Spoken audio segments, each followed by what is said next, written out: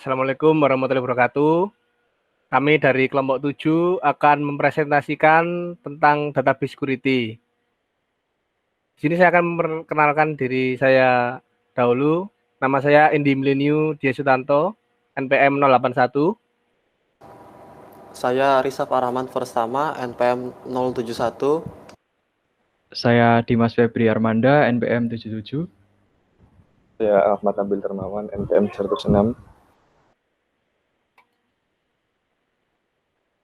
Dasar database security. Untuk dapat mengakses secara penuh database, diperlukan login kepada setiap user yang menggunakan DBMS. Akan tetapi tidak menutup kemungkinan DBMS yang lain memerlukan info login yang lain, seperti name, yaitu nama lengkap user untuk login, kemudian password, yaitu password user untuk login, kemudian ada default database, yaitu nama database ketika user terkoneksi, kemudian ada default language, bahasa default yang digunakan ketika database dapat mendukung banyak bahasa, kemudian ada additional detail, yaitu detail tambahan seperti email, nomor HP, letak kantor, dan sebagainya. Kemudian ada password. Password harus diganti secara berkala guna menghindari kebocoran data atau terkena serangan hacker. Bahkan ketika karyawan yang keluar dari perusahaan segera mungkin menghilangkan data login agar tidak dapat mengakses database lagi. Maka dari itu sebisa mungkin buatlah password dengan tipe-tipe seperti jangan mencantumkan identitas diri sebagai password. Kemudian gunakan password dengan pemisah angka di tengah dua kata yang berbeda. Kemudian gunakan password dengan kombinasi angka dan huruf. Selanjutnya hindari password yang terlalu pendek. Selanjutnya hindari password dengan sebuah kata-kata yang full. Kemudian ada memberikan dan mencabut wewenang. Database administrator mengontrol keamanan database dan otoritasi menggunakan data control language atau DCL. DCL sendiri adalah salah satu dari 3 subtipe SQL. Dua lainnya adalah DDL dan DML. Pernyataan DCL digunakan untuk mengontrol pengguna mana yang memiliki akses ke objek dan perintah mana. Pernyataan ini adalah cara masuknya keamanan database mana yang perlu diberlakukan. Pernyataan DCL terdiri dari dua tipe dasar, yaitu grant yang memberikan izin kepada pengguna database, kemudian revoke yang menarik kembali izin dari pengguna database. Selanjutnya ada macam-macam tipe hak istimewa atau privilege. Ada berbagai jenis hak istimewa yang dapat diberikan dan dicabut dari pengguna database. Setiap DBMS menyediakan jenis hak istimewa dasar tertentu, seperti kemampuan untuk mengakses data, untuk membuat database objek, dan juga untuk melakukan fungsi sistem. Setiap DBMS juga akan memiliki jenis hak istimewa tambahan, tergantung pada fitur yang didukungnya. Berikut ini beberapa contoh hak istimewa yang biasanya disediakan oleh DBMS. Yang pertama ada tabel atau tabel. Tabel atau tabel berfungsi untuk mengatur siapa saja yang bisa mengakses dan mengubah data. Kemudian ada database object atau objek database yang berfungsi untuk mengontrol siapa saja yang bisa membuat objek database baru dan memindahkan ke objek database yang sudah ada. Kemudian ada sistem yang berfungsi untuk mengontrol siapa yang dapat melakukan jenis aktivitas seluruh sistem tertentu. Kemudian ada program yang berfungsi untuk mengontrol siapa saja yang bisa membuat, mengubah, dan menggunakan program database. Kemudian ada stored procedure atau prosedur tersimpan yang berfungsi untuk mengontrol siapa yang bisa mengeksekusi beberapa fungsi tertentu dan prosedur yang telah disimpan. Untuk selanjutnya akan dijelaskan oleh teman saya Rizaf Ar-Rahman. Silakan Rizaf. Kemudian mencabut hak istimewa atau revoke. Pernyataan revoke digunakan untuk menghapus hak istimewa yang sebelumnya diberikan. Sintaks untuk revoke adalah sisi lain dari sintaks grant. Selain itu, hak istimewa akan otomatis dicabut oleh DBMS saat objek database dijatuhkan. Sebagai contoh, untuk mencabut kemampuan untuk memperbarui kolom AU_ID dari tabel judul user 7. Mencabut hak istimewa publik tidak akan menghapus hak istimewa tersebut dari pengguna manapun yang menerima hak tersebut dalam pernyataan grant yang terpisah. Kemudian ada hak istimewa roles dan group. Selain memberikan hak istimewa kepada pengguna individu, DBMS dapat memberikan kemampuan untuk menetapkan satu hak istimewa khusus untuk suatu peran yang kemudian diberikan kepada orang lain. Yang kedua, grup hak istimewa bawaan khusus untuk pengguna. Beberapa DBMS menyebut peran sebagai kelompok dan sebaliknya. Sebagai database administrator, tentu perlu memahami bagaimana setiap DBMS yang akan dikelola mengimplementasikan peran dan grup, dan bagaimana masing-masing fitur ini dapat digunakan untuk menyederhanakan database administrasi keamanan.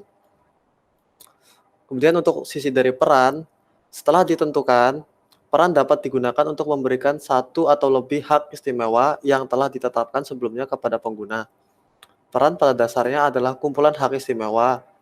Sebagai database administrator, dapat membuat peran dan menetapkan hak istimewa atau wewenang tertentu untuk peran tersebut. Kemudian, peran atau roles tersebut dapat ditetapkan ke satu atau lebih pengguna. Administrasi keamanan database dapat disederhanakan dengan cara ini. Misalnya, perhatikan urutan pernyataan berikut. Contoh pemberian roles. Script ini membuat peran baru bernama manager, memberikan hak istimewa pada tabel dan prosedur tertentu ke peran manajer tersebut, lalu menetapkan peran manajer kepada pengguna satu. Pengguna tambahan dapat ditetapkan ke manajer, dan database administrator tidak perlu mengingat untuk mengeluarkan setiap wewenang terhadap setiap individu, karena wewenang telah ditetapkan ke peran manajer, sehingga jika database administrator ingin memberikan wewenang yang sama, maka database administrator hanya perlu menambahkan pengguna ke peran atau roles manager. Berikut adalah contoh dari pemberian peran. Selanjutnya akan dilanjutkan oleh teman saya, Dimas Febri Amanda. Baik, terima kasih Rizaf. Setelah kita mengetahui peran atau roles, kita masukin kelompok atau groups. Jadi, otoritas tingkat groups mirip dengan roles. Namun, setiap DBMS menyediakan groups bawaan yang tidak bisa diubah. Setiap DBMS mengimplementasikan keamanan database tingkat groups dengan cara yang berbeda dan dengan nama dan hak istimewa grup yang berbeda. Namun, ada beberapa kesamaan di antara DBMS. Berikut adalah contoh umum di BMS, yaitu antara lain ada sistem administrator atau yang biasa kita singkat SA. Sistem administrator ini adalah grup yang paling memiliki wewenang dalam DBMS. Biasanya seorang pengguna yang diberikan otoritas tingkat SA, SE dapat menjalankan semua perintah database dan mengakses semua database dan objek. Sistem administrator biasanya bertanggung jawab untuk menginstal DBMS dan dilihat sebagai pemilik sumber daya, sistem, dan tabel katalog. Lalu ada database administrator atau yang bisa kita sebut DBA. Database administrator ini memberikan semua hak istimewa atas database tertentu, ditambah kemampuan untuk mengakses namun tidak mengubah data dalam tabel di dalam database itu. Lalu ada database maintenance atau biasa kita singkat itu DB main. Database maintenance ini menerapkan hak istimewa database tertentu untuk memelihara objek database. Lalu ada security administrator. Security administrator ini mempunyai peran untuk memberikan izin dan mencabut keamanan database di seluruh DBMS. Lalu yang terakhir ada operation control, terkadang disebut OPER, yaitu memiliki peran untuk tugas operasional database seperti backup dan pemulihan. Lalu selanjutnya ada mekanisme keamanan database lainnya, yaitu antara lain ada menggunakan views keamanan. DBA dapat membuat akses ke seluruh user untuk melihat tabel dengan tidak menampilkan informasi yang sensitif, antara lain gaji maupun nomor HP. Lalu selanjutnya mekanisme lainnya yaitu antara lain ada menggunakan prosedur tersimpan untuk keamanan. Prosedur yang dapat disimpan ini dapat digunakan memberikan tingkat keamanan tambahan akses menjalankan prosedur yang disimpan ini kemudian dapat diberikan kepada pengguna. Jika pengguna tidak memiliki akses, maka data yang dapat diakses hanya data dengan prosedur yang tersimpan. Lalu ada keamanan berorientasi logika. Terkadang perlu untuk mengimplementasikan keamanan berdasarkan algoritma. Lalu selanjutnya akan dijelaskan oleh rekan saya, Ahmad Nabil. Terima kasih.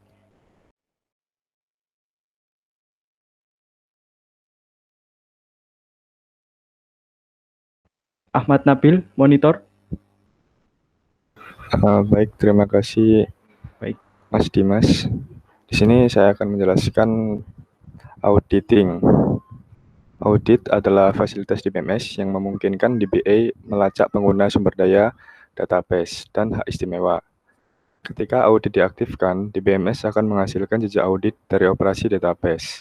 Masing-masing di audit, operasi database menghasilkan jejak audit informasi termasuk apa objek database itu terkena dampak dan siapa yang melakukan operasi dan kapan. Tergantung dari level auditing yang didukung oleh DBMS, catatan aktual dari data apa yang sebenarnya berubah juga dapat direkam.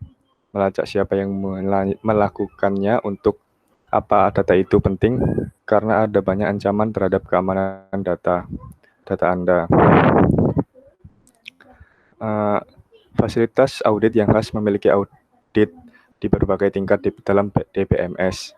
Misalnya di database, level objek database, dan level pengguna.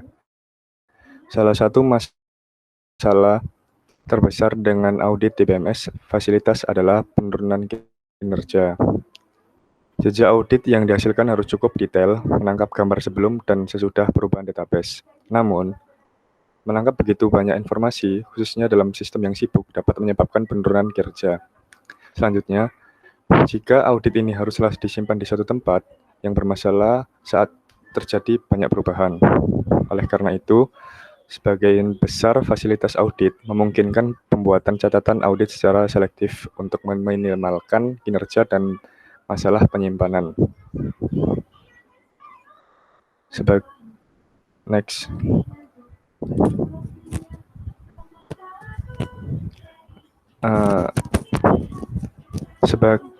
Sebagian besar fasilitas audit memungkinkan perubahan catatan audit secara selektif, meskipun setiap DBMS menawarkan kemampuan audit yang berbeda.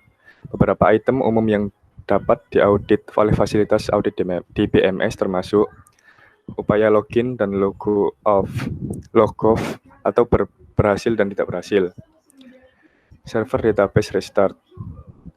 Perintah yang dikeluarkan oleh pengguna dengan hak istimewa administrator sistem. Upaya pelanggaran integritas atau di mana data yang diubah atau dimasukkan tidak cocok dengan referensial unik. Atau periksa kendala. Yang selanjutnya operasi select, insert, update, dan delete. Eksekusi prosedur dan yang disimpan. Jika DBMS tidak mendukung tingkat atau sejenis audit yang diperlukan, alat analisis log dari ISV pihak ketiga dapat dibeli untuk mengambil semua jenis informasi dari transaksi database. Maksudnya ini ada upaya yang gagal untuk mengakses database atau tabel atau kegagalan otorisasi. Perubahan pada tabel katalog sistem. Operasi tingkat baris. Keamanan eksternal. Selain keamanan database, DBE harus memastikan bahwa sumber daya tertentu yang digunakan oleh DBMS dilindungi dari akses di luar kendali DBMS. Jika sumber daya database tidak diakses menggunakan pemerintah DBMS dan pernyataan SQL, mekanisme keamanan database tidak dapat diandalkan untuk menegakkan autentikasi penggunaan yang tepat. Saat menggunakan mekanisme keamanan eksternal untuk melindungi sumber daya terkait database, DBA harus fokus terutama pada kumpulan data dan file yang digunakan oleh DBMS. Kumpulan data yang harus dilindungi pada sistem operasi atau tingkat sistem file yang mencakup antara lain file data katalog sistem, file log aktif dan arsip, kumpulan data pengguna untuk table space, kumpulan data pengguna untuk indeks, file data audit, file jejak kinerja, file program dan script, atau baik kode sumber maupun yang dapat dieksekusi. Tingkat perlindungan tambahan dapat dicapai dengan mengkompresi data di dalam data DBMS. Ini menempatkan beban tambahan pada peretas untuk mencoba mendekompresi data. Keamanan tambahan mungkin perlu diterapkan ke sumber daya sistem DBMS, seperti penyimpanan fisik dan ruang alamat yang digunakan untuk menjalankan DBMS, konsol DBMS, dan file yang digunakan untuk menginstal DBMS. Sekian dari kelompok kami. Wassalamualaikum warahmatullahi wabarakatuh.